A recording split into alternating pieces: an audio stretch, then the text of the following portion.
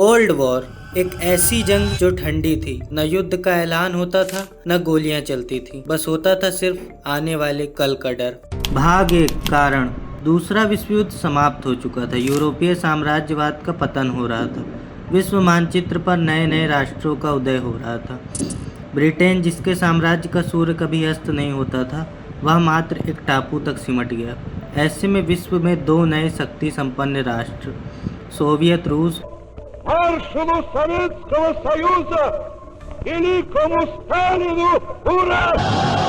और अमेरिका का Our terms to Italy are still the same as our terms to Germany and Japan. Unconditional surrender. उदय हुआ। भाग 2 आरंभ। दोनों राष्ट्र विजेता की तरह उभरे, लेकिन कहते हैं जिस तरह एक म्यान में दो तलवारें नहीं रह सकती, उसी तरह इनका टकराव भी स्वाभाविक था। अमेरिका की विचारधारा पूंजीवादी थी, जिसमें सरकार उद्योग धंधों पर नियंत्रण नहीं रखती।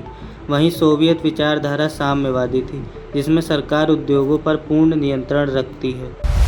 इस मतभेद के कारण सन 1947 में अमेरिका ने मार्शल प्लान की शुरुआत की, जिसमें वह यूरोप के देशों की आर्थिक मदद के नाम पर पूंजीवाद का विस्तार करना चाहता था, जिसका सोवियत ने विरोध किया, और यहीं से आरंभ हुआ शीत युद्ध या कोल्ड वॉर।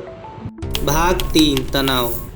साल 1949 ये वही साल था जब नेटो की स्थापना हुई, जिसमें यूएस, ब्रिटेन और कनाडा जैसे देश शामिल थे।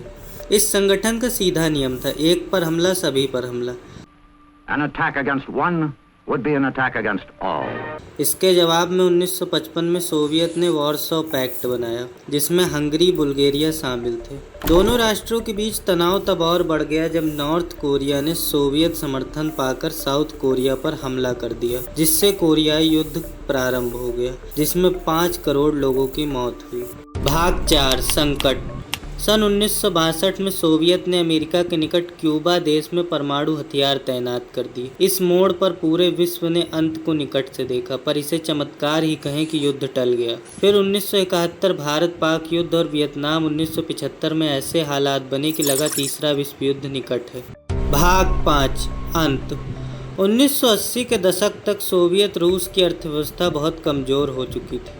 इसी दौरान 1979 में अफगानिस्तान की कम्युनिस्ट सरकार को बचाने के लिए सोवियत सेना ने अफगानिस्तान में हस्तक्षेप किया, लेकिन यह कदम सोवियत संघ की सबसे बड़ी गलती साबित हुआ। अफगान मुजाहिदीनों ने अमेरिका के समर्थन से सोवियत सेना को 10 साल तक उलझाए रखा। 1989 में सोवियत संघ को पीछे हटना पड़ा। खराब अर्थव्यवस्था और तानाशाही सरकार से तंग आकर सोवियत के अंदर ही विद्रोह होने लगे। अंततः 1991 में सोवियत संघ के 15 टुकड़े हो गए, और यहीं से अंत हुआ cold war. Eastern Europe is free. The Soviet Union itself is no more. अगर आपको हमारा काम थोड़ा सा भी पसंद आया हो तो वीडियो को एक लाइक और चैनल को सब्सक्राइब जरूर करें।